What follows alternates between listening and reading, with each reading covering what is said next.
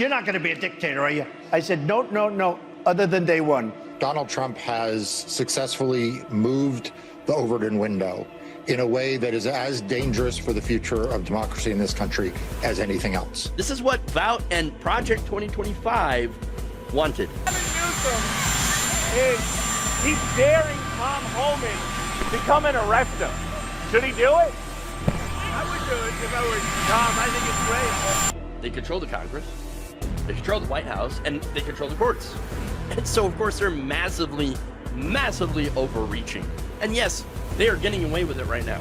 This is clearly a man who cannot tolerate criticism of him or what he does, which is exactly what authoritarianism is all about. The New York Times is just as fake as CNN and MSDNC. They really are the enemy of the people. What he is saying, rather bluntly, if you stand up to Donald Trump, he will punish you. Protesters in Philadelphia, state capitals in California, Minnesota, Michigan, Texas, Wisconsin, Indiana, and others showed up to oppose Trump, Musk, and Project 2025. The US and President Trump has overseen America's largest military parade in decades as nationwide protests take place against his leadership. Demonstrations are happening right across the United States today to oppose the Trump administration. Two visions of America. On a day the country's deepening divide was there for all the world to see.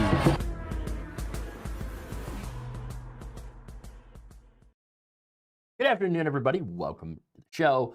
I'm your host, Jeff Waldorf, and you are watching Logically Left right here, YouTube, Facebook, Twitch. It's Monday, and got a good show for you today. So, we're not going to talk about good things, but I'm pretty sure I can at least make it entertaining while I depress the crap out of you. That's what I do. Okay, welcome to the show. If you haven't already been here before, prepare to be depressed, because there's a lot of disastrous news.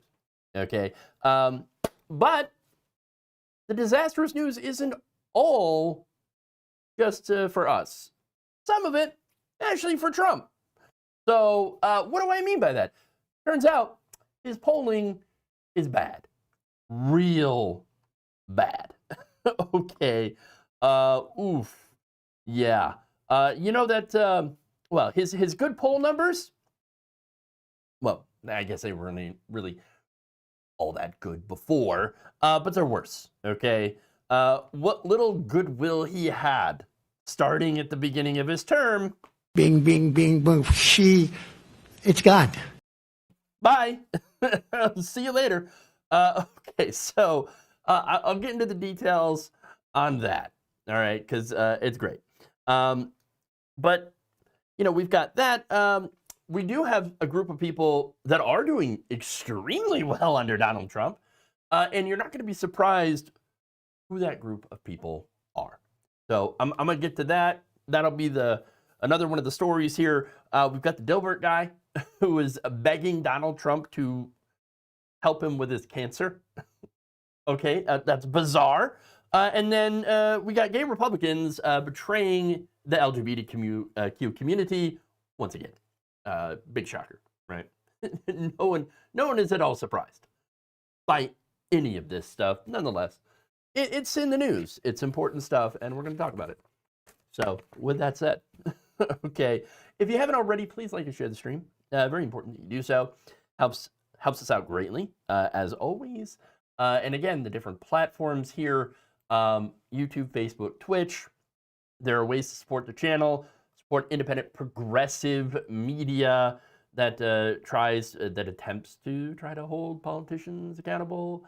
I know we're not doing very well at that, but we're trying. We're trying. Okay, so please like and share. Very important that you do so. All right. With that, normally I usually have about 5 different stories to give to you today. It's going to be a little bit less today. I've had a lot of stuff to do, a very, very busy day, meetings and crap. So I've only got 4 for you today. But don't worry, we're going to have fun with them anyway. So that said, let's start out with some polls. Gotta love polls, right? Everybody loves polls. sexual anarchy. Not that way. Not that kind. So, all right, let's do it. No, everything's fine. Everything's great. Do you know that gas is down and everything is down? No, it's not. Okay, all right. It looks as though President Donald Trump is getting hit with even more disastrous polling. That's right. More and more Americans are turning against the president as a result of his very, very bad, very terrible economic policies. Now, this is according to a new CNN SSRS survey of 1,245 adults. Okay, so now, according to this poll, 63% of Americans are now unhappy, okay, with Trump's performance as president. Here you are. That's literally from the poll. Okay, you got 63% disapproval. All right. Yes, you've got a lot of men, a majority of men. You've got a even bigger majority of women. You have a majority of white people. You have a mass majority of people of color. Okay. Oh, again, a lot of people. The majority of people. Okay. And this, by the way, this is a single point higher than his previous bad record of 62% disapproval. And you know what that followed? The Capitol riots. People are now even more unhappy about Trump than they were after a group of MAGA chuds tried to storm the Capitol building. It's even worse now. Okay? Disastrous. Absolutely disastrous. All right. There's more. The poll, which was conducted between October 27th and 30th, also found that Trump is underwater on several key issues. You know, that includes those that were usually considered to be his strong points. Okay? In fact, the economy, that's the big one. Okay? And let me give you the polling on that one. Nearly 3/4, about 72%, okay, say the U.S. economy is in poor shape. Yes, and all they had to do was just look outside or go to the grocery store to figure that one out. All right, with 61% actually believing that Trump's policies, including his tariffs, have made economic conditions in this country worse. Yes, the economic conditions, there's the poll numbers right there. 72% is somewhat / very poor. Wow. And then, of course, you have somewhat good, 28%. Very good, 3%. I'm surprised it's that high. I think we know what part of the 3% make that up. You know, who's part of that 3%, okay? Okay, very poor, 30%, somewhat poor, 42%. You know, I also, speaking of somewhat poor, yes, I also consider myself to be somewhat poor. Okay, and you know what? A lot of people do now. Okay, many people. Lots of people now are like, oh man, I feel so much poorer now under Trump. What is going on here? Again, everything is worse. Okay, groceries more expensive than they've ever been. All right, despite the fact that Trump is like, you know what I'm going to do? I'm gonna get the price of groceries day one. Everybody, day one. Oops. Turns out he didn't do that. It was a lie. And then you also have inflation that has not been tamed. Even though Trump's out there saying, oh, you know, we've tamed inflation. We defeated inflation. We didn't just tame it. We defeated it, everybody. Doesn't look like it's defeated, does it? I mean, come on. Really? Look, again, the only group that is doing quite well these days, and you're not going to be surprised by this, are very, very wealthy people. Everyone else, not doing so well. But it's not just about the economy. Oh no, people are angry about other things as well. For example, a majority, 56%, say that Trump's foreign policy decisions have damaged America's global standing. That's right. 57% say his hardline mass deportation plans have gone too far. I still say that that's too low, but you know, still a majority. Still a majority. Look, overall, these are horrific numbers. Absolutely disastrous numbers. Now, a survey also found that 41% of adults said their vote is going to be a message of opposition to Donald Trump, nearly double the 21% who say that their vote will signal support for the president. Only 21% is like, just keep letting him cook, everybody. I'm going to support this guy. Right. Now, more potential voters also said that they've ruled out supporting a Republican entirely, 42%, then a Democrat, 35%, and a general ballot, generic ballot, regarding next year's midterm elections. Republicans also are losing independents who currently overwhelmingly favor Democrats over Republicans in a generic ballot, 44% to 31%. That means the midterms could be very difficult for Republicans, at least when it comes to the House of Representatives, because they are all up for re-election. Senate, of course, is a different story. They're not all up for re-election, so there's a good chance they may end up holding on to the Senate, simply because some of these races are not going to be competitive at all. Okay, but that said, they lose the House. That's a big deal. It's a big deal. Now, Trump is also losing a lot of his support. Gen Z, of course, has turned on him. And that's important because Gen Z generally breaks for Democrats, right? But they didn't in this last election. Instead of going for Joe Biden, a lot of them, especially Gen Z men, turned towards Trump. And, well, they didn't get a whole lot for it. Gen Z is actually doing worse than everyone as Trump builds a ballroom, okay?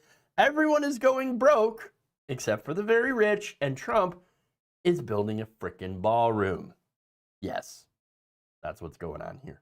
So, yeah. Just 20% of adults under the age of 30 approve of Trump's performance as president. This is from another survey conducted by YouGov and The Economist. I talked about this in a previous video. And another poll from ABC News /Washington Post /Ipsos found that 2/3 of Americans believe that the country is, quote, pretty seriously off on the wrong track. Yes, it is off the wrong track. We're pretty much derailed at this point, okay? Or we are in the process of derailing. It's not pretty, it's not good. Things are bad, okay? And there it is. Now, that said, with all of this terrible news for Trump, well, you think that, well, Democrats must be sitting pretty, right? No. See, this is a bit different than it was before. This isn't a rehash of 2017, 2018, which saw, of course, Democrats regain Congress. No, Americans are pretty mad at everybody. Okay, it's a pox on both of your houses is kind of how they feel, right? That said, even though that, yes, voters are also frustrated at Democrats, and there are reasons to be frustrated at Democrats, they still have an advantage, Democrats do. That advantage is not a big one, as I had talked about in 2017. They had an 11-point advantage in polling, right? They don't have that. They have a 5-point advantage among registered voters. Yes, in a generic congressional ballot. So they did better before, even though Trump wasn't as unpopular back in 2017 as he is now. You would think Democrats would pick up that advantage, but turns out no, because favorable views of the Democratic Party are still at all-time lows, as they have been the entirety of this year. 8 points below where they were in the fall of Trump's first year in office. And there are, of course, reasons for that. as I mentioned, but there is good news. Still, that while Democratic-aligned voters are not really enthusiastic about the party, and I kind of share that sentiment, and I'm being honest with that. And you can get mad about that, but I'm not going to sit here and cheerlead and, say things that are not true, say things that I don't believe.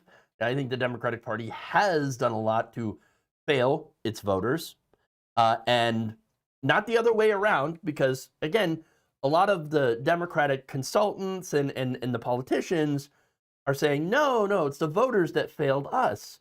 No.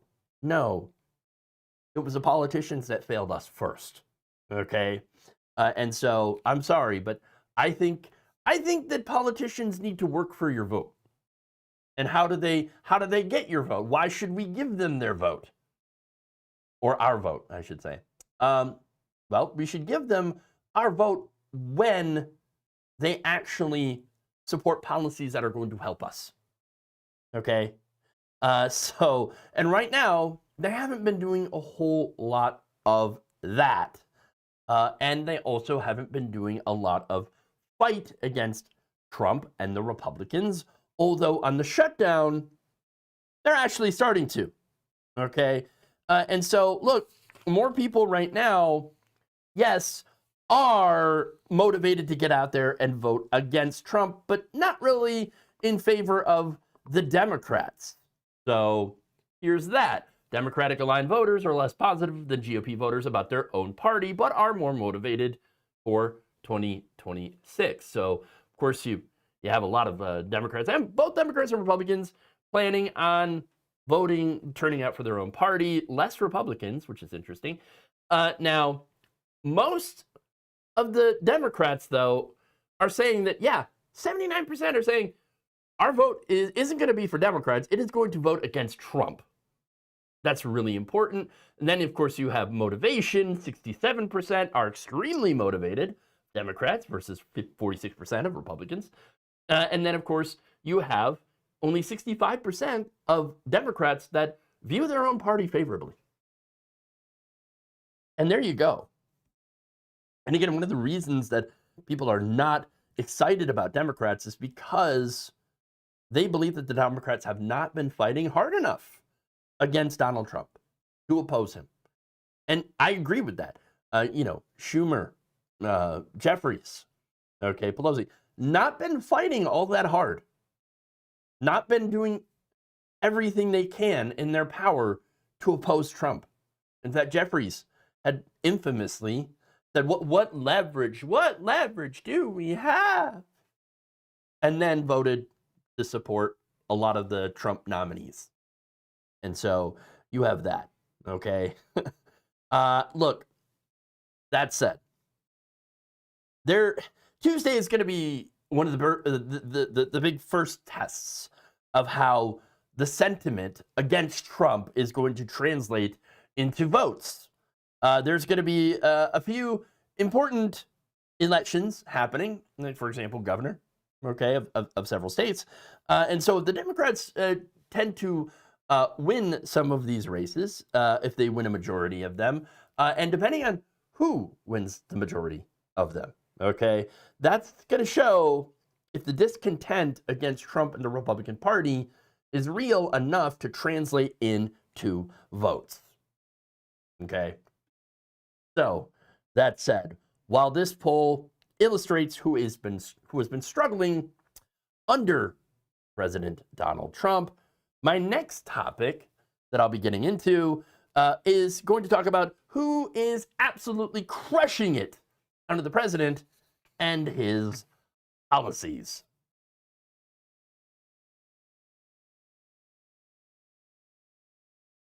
And here we go.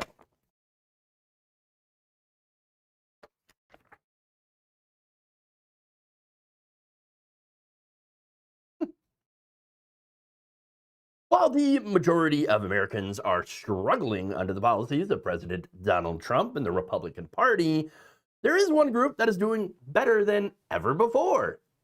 And you're not going to be surprised who it is. Rich people. Of course. Because, of course, who always does better? Rich people. This is according to a recent report by Oxfam America. In it, they say that the collective wealth of America's top 10 wealthiest Americans have increased by a staggering $698 billion in this year alone. Yes, that is over $500 billion in total wealth in just 1 year. In addition, the number of ultra high net worth individuals, people worth over $30 million or more, grew significantly in the first half of 2025, reports CNBC. Oh, what's going on here? What is driving this? Why are there suddenly more wealthy people popping up while the rest of America goes broke? This is, again, this is one of those whodunit mysteries that are pretty easy to figure out, actually. But one of the big reasons why this is happening is, of course, the Trump tax bill. That's right. In fact, Oxfam described this so-called one big beautiful bill as, quote, one of the single largest transfers of wealth upward in decades. Which the other one, of course, being the Bush tax cuts. And the first Trump tax cuts for the rich, by the way. In fact, here's what Oxfam writes about this. Top 0.1% of earners will see the annual tax bill shrink by an estimated $311,000 by 2027. While low-income households, those making under $15,000 a year, the poorest of the poor, are actually projected to see a tax increase. Yeah, you're not hearing that incorrectly. The poorest of the poor are going to pay more in taxes. Again, you're getting poor people to pay more, while rich people pay less. I mean, this is the complete opposite of how things should be. The complete opposite. But again, this is exactly what Republicans were looking for, okay?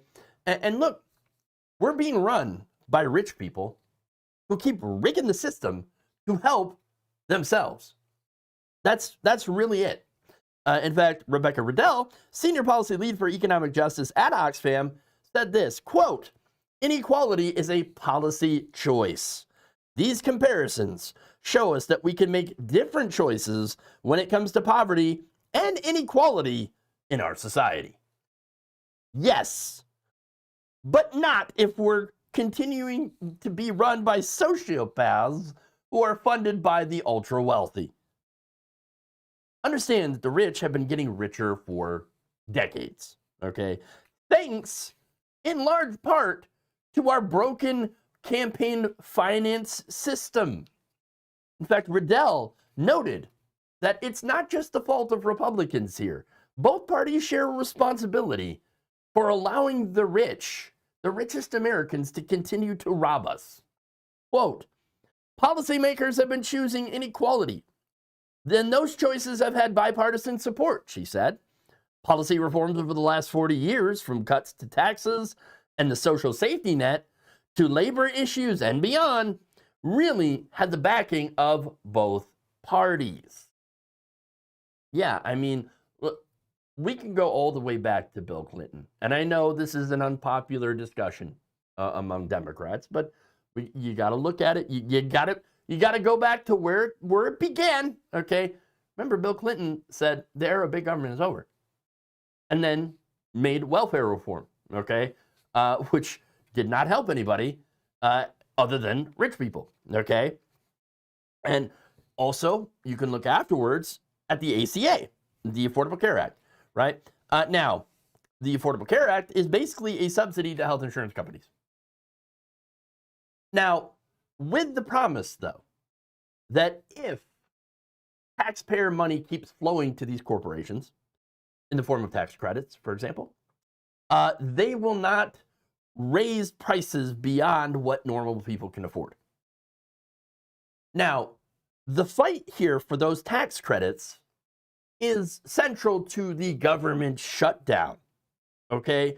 the Republicans did not plan on extending those tax credits. This is why the ACA marketplace right now is exposing people to mass sticker shock. Okay? So, I mean, that you're seeing videos of that. You're seeing examples of that. Okay? Where people will go onto the ACA exchanges and they're seeing their health plans go from $200-$300 a month, which I still say is rather unaffordable for a lot of people. They'll see, you know, the prices go from there to $1,000, $1,200, $1,500, $1,600 a month. And they're like, oh my God, what is going on here? What? It's because these companies are not getting their subsidy. They're not getting their tax credits. They're not getting their handouts from the federal government. And so they're passing that cost onto you so that they continue to make record profits. Okay? Now, Democrats could have avoided this by supporting single-payer healthcare, Medicare for all. Okay? But they didn't. And the reason that they didn't is because health insurance companies are huge donors to both parties. They're huge donors to the Democratic Party, huge donors to the Republican Party. Okay? Now, this is an example of how Democrats have been helping the rich, while also, by the way, trying to help regular people. You see, the Democrats are doing both, right? So yes, their policies support rich people, just like Republican policies. However, Democrats are also like, well, we got to throw a bone to the poor. We want to help poor people too. We want to help working people too. Okay, so yes, we're going to do policies that, you know, help them as well. Now, you can't really serve two masters very well. And so, Democratic policies are better for workers, are better for regular people. Yes, it is true. They're not the same, but a lot of the policies the Democrats do adopt end up helping rich people as well. Okay? And so that's one of the problems. All right? Look, another example of that, okay, is means testing. Means testing for a lot of the assistance programs. Now, Democrats, of course, support those assistance programs, but they also support massive means testing. And they also support subsidies and tax credits, as opposed to, for example, direct help. Okay? And so that's one of the problems. Now, I criticized the Democrats, right? But Republicans also deserve even more criticism because Republicans don't even pretend to help working people, okay? They don't support policies that help working people at all.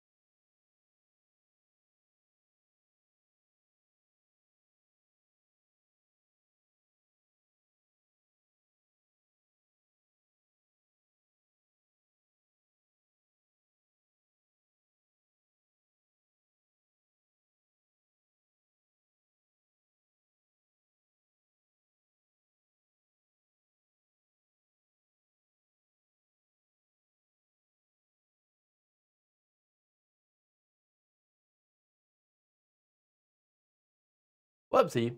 There we go. My battery's crapped out. Of course. As always. Even though I had a decent battery level, so I think my batteries are going to crap. But anyway, might have to buy some new ones. Okay, anyway. Moving on here. We'll do it live. That's right. We'll do it live. So back to the report. Now, Oxfam looked at how the wealth at the top 1%. So Oxfam looked at how wealth at the top 1% has, how much they have amassed since 1989.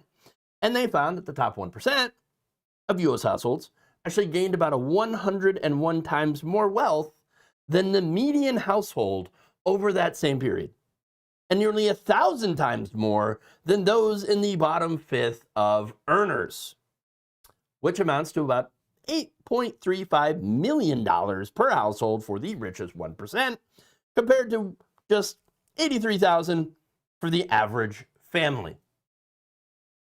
That meanwhile, more than 40% of Americans, including nearly half of all children, are now classified as low income. That's right. Living on less than twice the federal poverty line. The rich got richer while we all got poorer. Much poorer. Okay? So, look, while, by the way, working harder. We have worked harder than we've ever have. Okay? We're working harder than we've ever have. Productivity continues to rise. And yet, the pay just doesn't keep up. Okay? And so that's the reality of living in America. Again, the reality of living under a bunch of psychopathic rich people. Okay? Look, compared to the other developed nations, 32 of which seem to have figured out the complexities of doing single-payer healthcare. Okay, only 32 of them, of the 33 developed countries in this world, have figured out that universal healthcare actually works and have figured out how to do it. Okay, look, we're a joke compared to the rest of them. Okay, and it's a bad joke. Currently, the United States ranks worst for relative poverty. Second, for child poverty. I thought you cared about the children, right? Apparently you don't. And, infant mortality. That's right, we're second for infant mortality. And we're near the bottom for life expectancy. And it is not because, you've got the stuff in your food and the chemicals and the fluoride in the water, and that's why you're not doing so well. So says RFK Jr. No, the reality is we are overstressed because we're overworked, okay? And we don't have universal health care.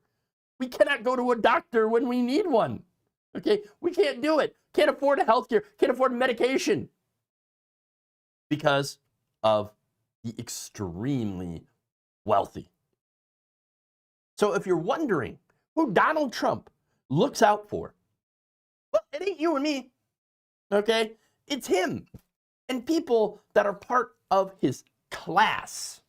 It is class warfare, and they have been winning that war for a very, very long time. Ever since the flood of money went into our political system thanks to Ronald Reagan, okay, and his corrupt Supreme Court that opened the floodgates, all right? Now, that said, while Trump has done a pretty great job of servicing the very wealthy, like himself, what happens when one of his devoted followers literally asks him to help him stay alive? I'm going to discuss that in another segment.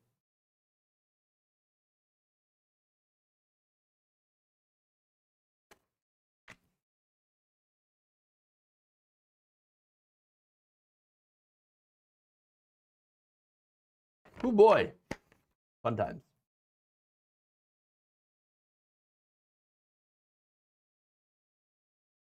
Dilbert creator Scott Adams is begging President Donald Trump for help to save his life.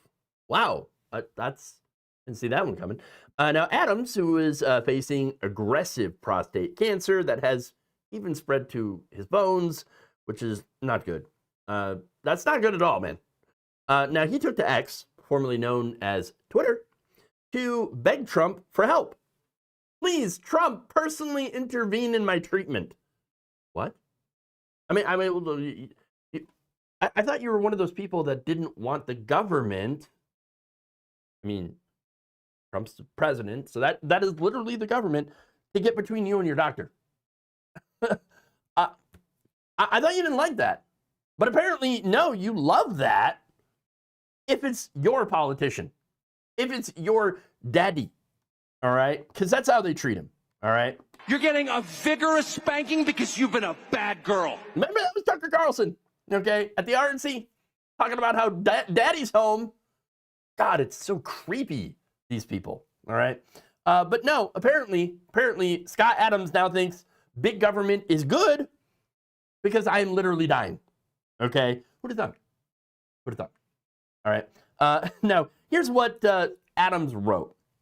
Quote, my healthcare provider, Kaiser of Northern California, has approved my application to receive a newly FDA-approved drug called Pluvitico, but they have dropped the ball in scheduling the brief IV to administer it, and I can't seem to fix that. He then asked if Trump would, get his healthcare provider to respond and schedule an IV for Monday, which would be today. Now, he said of Pluvitico, it is not a cure, but it does give good results to many people. Is it a cure? Well, we don't really know. Yes, the FDA has approved it, but there's not really enough data yet on its effectiveness or safety. Need some more testing, okay? But as I did mention, though, it did get approved by the FDA for metastatic castration-resistant prostate cancer, which is, again, what he has. And apparently it's the same cancer that Joe Biden has, former President Joe Biden. So, but you don't see Joe Biden out there begging Donald Trump to personally intervene. Okay, it's super weird. Now, what happened when Adams asked Trump to help give him a quote-unquote fighting chance to stick around on this planet a little longer? Trump surprisingly responded with, on it. Oh, okay. That's, again, unexpected, but all right. He's on it, everybody. Oof. Oh, wow. All right, Trump, don't worry. He's on the case. He's on the case. He's going to go and help Scott Adams defeat cancer or something. I don't know why, but I just don't believe him. Really? Yeah. Now, Secretary of Health and Human Services, RFK Jr., added, the president wants to help. Oh, does he? Well, at least he wants to help somebody.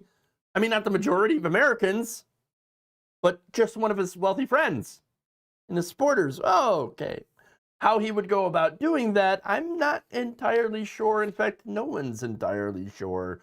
CNN even asked, like, hey, how does Trump plan to help Scott Adams?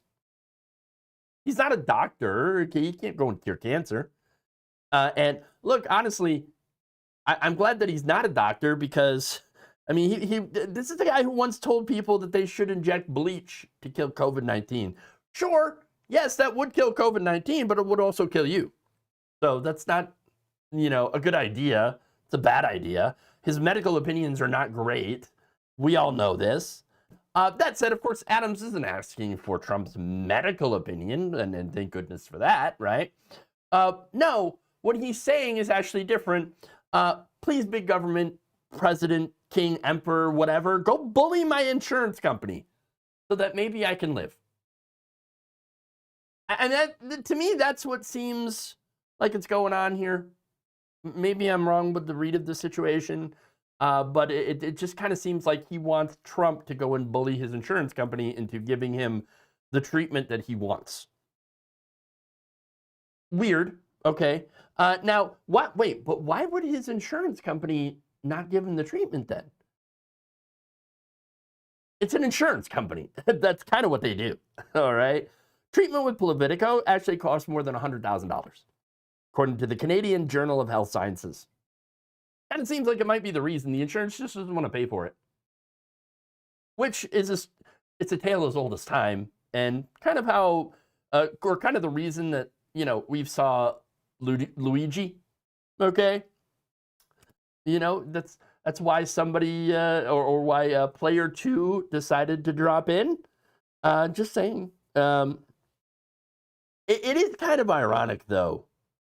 Our terrible capitalist healthcare system has, once again, affected one of the people who supposedly loves capitalism and hates socialism, right? And now is asking for big government to step in to help me, right? Oh, please, big government, headed up by Donald Trump, come help me. He's screaming for that help. Okay. Now, the irony here is that healthcare is actually the reason why the federal government is experiencing a shutdown right now. I mean, Republicans refuse to extend ACA subsidies on healthcare premiums for low earners, which will rise exponentially at the start of 2026. Democrats have decided, yeah, we're not going to fund the government until you fix that. We will, just fix it and then we'll reopen the government. I mean, don't you want the government to reopen? Then just extend the subsidies, right? Extend the tax credits. Trump, however, is more than happy to keep the government closed if it means depriving Democrats of a policy win, which would allow millions of Americans to lose their health insurance. While he's doing that, though, apparently he's okay with stepping in somehow to save the Dilbert guy. Huh. Yeah. So, look, once again, this situation shows you that Trump doesn't care about you. He just wanted your vote. Speaking of people who don't care about others, you have gay Republicans in Texas, who are once again proving that they don't care about members of their own community. I will discuss that in another segment.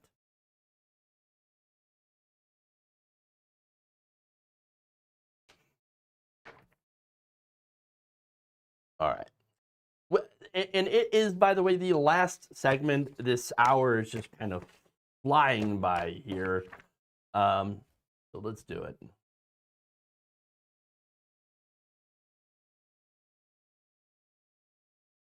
Fun times.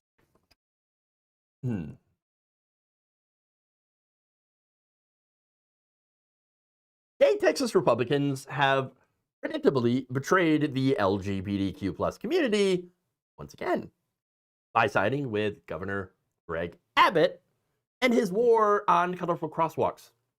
That's right. The Houston branch of the Log Cabin Republicans, LCR, released a statement in support of Abbott removing the city's pride crosswalks. In fact, Danny Stevens, president of the Log Cabin Republicans of Houston, said, quote, "We believe community initiatives should prioritize safety and fairness for everyone. Removing or modifying the pride crosswalks is not about erasing anyone's identity. It's about ensuring public projects are inclusive, I don't know how, safe and consistent in how taxpayer resources are used. That means no special treatment for any group, including our own. We want it to be inclusive by excluding everyone equally," or something. That doesn't make any sense. Look, I'm going to get in trouble by saying this, all right? But it feels like to me the Log Cabin Republicans, they must all be power bottoms or something with the way that they enjoy being fucked by their own party. I don't understand it. I don't understand how any gay person could be a Republican. I know money, right? That's got to be the answer to that question, right? They just love tax cuts more than they love their own identity. All right? I don't know. I don't know how they could be Republicans, but they I don't know. Whatever. Okay. Overall, what I do know is that removing these pride crosswalks has nothing to do with safety, okay? It does have everything to do with erasing identity, period. Look, on the safety issue, studies show that rainbow crosswalks and other creative crosswalks actually increase safety because it makes them more visible. It slows traffic and leads to fewer pedestrian conflict. For example, in 2022, a Bloomberg study showed that multicolored asphalt art actually cuts crashes between motorists and vulnerable road users by an average of 50%. Yes, that's right. When you remove these colorful crosswalks and make everything all humdrum, gray, whatever, that actually makes things more dangerous. But you know what? At least they say we're going to own the libs by removing those colored crosswalks. Again, you realize that the entire purpose of this specific crosswalk and the Montrose neighborhood, because that's the Houston Montrose neighborhood, okay, was not only there to commemorate Alex Hill, who lost his life at 21 in a hit and run near that intersection. That's why they have this pride crosswalk to begin with, showing, of course, that, and proving that this was not political, it's actually commemorative, okay? But not only is it to commemorate this, but also to prevent others from losing their lives in a similar fashion. Because it's been proven that these multicolored crosswalks make people safer. But don't worry, though, okay? Yes, sure, they're going to remove this crosswalk, but you know what? The log cabin Republicans, they're still going to help out by commemorating Hill with a donation of $500. Wait, that's it? That's it? $500? Are you kidding me right now? How cheap? Seems kind of cheap to me. It seems like, I don't know, to these log cabin Republicans, the life of their, fellow LGBTQ members, community members, don't mean a whole lot, ain't worth much. It's amazing. Now, log cabin Republicans, of course, are an outlier in the community because most of the community is pretty pissed off over Abbott and Sean Duffy's order, okay? So Sean Duffy is Transportation Secretary, made this order of removing political symbols from sidewalks and things like that, and now Greg Abbott has ordered the removal of these pride crosswalks. Now, the neighborhood's LGBTQ plus community center, the Montrose Center, responded to this and said that they're heartbroken by the removal, okay? While local officials, of course, also shared their frustration. In fact, Harris County Commissioner Leslie Briones told Houston Public Media, quote, "It is incredibly disappointing that the state and federal government are focused on painting over a crosswalk instead of deeply addressing real issues." Well, welcome to Texas, right? The bottom line, she says, is that they can erase paint on a crosswalk, but they'll never erase the pride of Houstonians or of Harris County residents or our LGBTQIA plus community. And you also have Harris County Judge Lena Hidalgo, who expressed anger that the Metropolitan Transit Authority of Harris County, Metro, did not fight the state's order to remove the crosswalks. Metro could have requested an exemption from the state's policy or taken legal action before removing art at a symbol that was so important to our community. Metro reports to a board of directors, but the board did not have input on this. The community deserves to know who made the final decision to remove the crosswalk, why the decision was not put up for a board vote, and what other options we could have pursued instead of instant removal.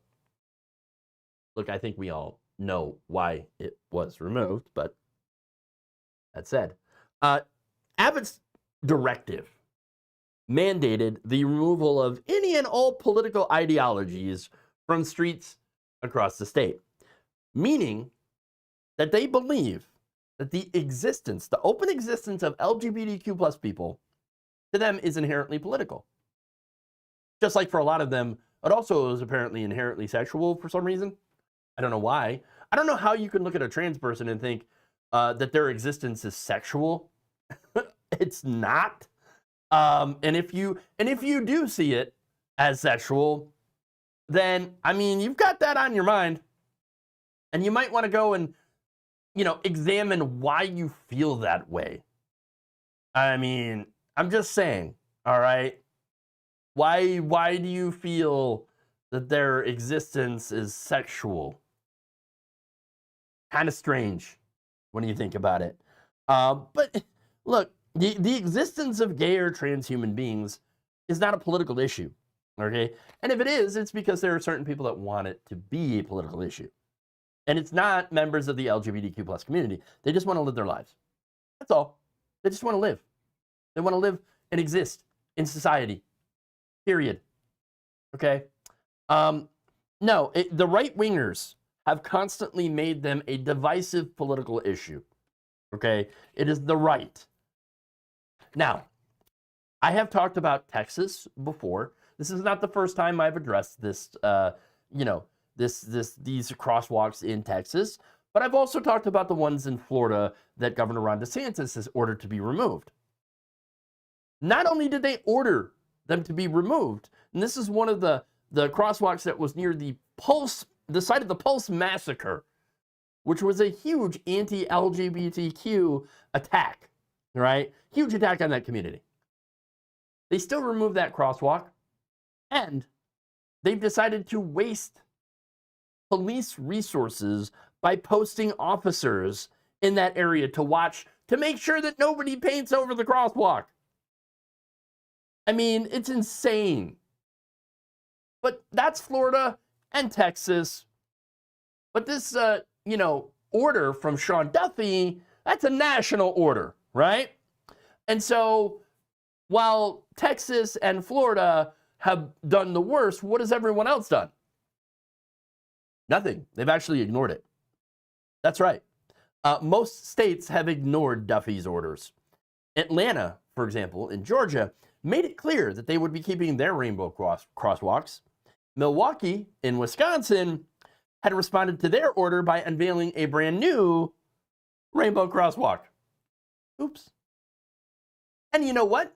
So far, none of these cities, okay, have faced any consequences for doing so, for ignoring this order. And it's because it was never about safety, okay? It was never about safety, and they know that. This was always, removing these crosswalks was always about bigotry and hatred. And so it's no surprise to me that the only states that seem to be really listening and enacting these orders are Texas and Florida.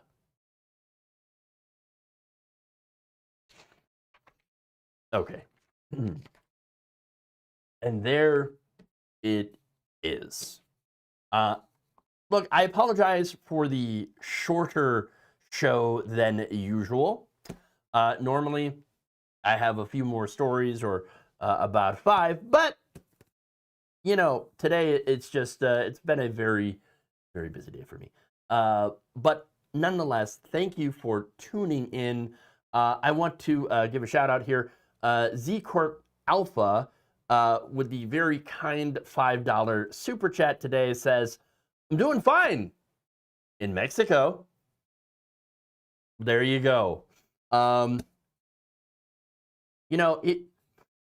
Here we are, okay, in America, looking at some of the based leaders of other countries, like President Sheinbaum of Mexico, who's doing some fine work over there. And I mean that for real. Like, she is actually doing some incredible work and helping the country and taking care of the poor people and all that. Man, looking at some of those other countries electing these base as hell female leaders and thinking, why couldn't we have done that here? Why? And so I'm sure that you're doing fine in Mexico, and that's great. Right now, a lot of people in America not doing so well. And unfortunately, it's the fault of a lot of our voters.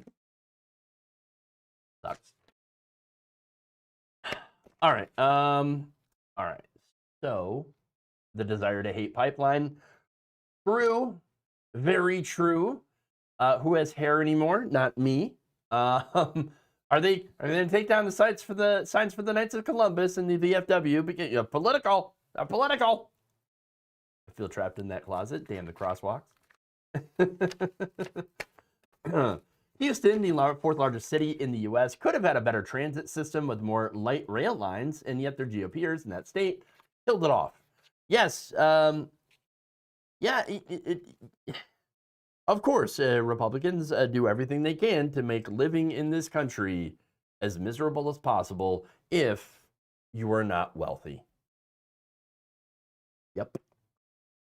Texas, where they pay millions for high school football stadiums but cannot find money to warn of flash floods. Yes. And where your congressman, or one of your senators, just leaves the country. That's how you know a storm is coming. When Ted Cruz goes on a vacation, okay? That's how you know, oh my God, better batten the hatches because something bad is about to happen. Ted Cruz just went on a vacation. He just went to Cancun. Oh no. Oh no. Oh, terrible. Absolutely terrible. Also, Trump called your wife ugly! I do love that! Ted Cruz, everybody. Yeah. All right. So anyway, that's the show, everybody. Please like and share the stream if you haven't already. Consider becoming a supporter of independent progressive media by going to our Patreon page, patreon.com/Jeff Waldorf, and signing up to support the show. Actually cheaper than the price of coffees because, coffee much more expensive under Donald Trump now, which sucks because I love coffee. Okay, so I'm kind of personally very, very angry here about all that. You can also become a member by hitting the join button below if you're on YouTube or if you're on Twitch. You can become a subscriber, or if you're on Facebook, also a subscriber. And I don't think they call it anything other than subscribing on Facebook. So, but anyway, that said, everybody, thank you for tuning in today. I appreciate you all. Love you. And remember, change begins with you. Hey, very important elections tomorrow. Not the midterms yet, but we're getting closer. And so if you haven't already, vote and make your voice heard for as long as we still have that right. All right. See you back here, hopefully, tomorrow.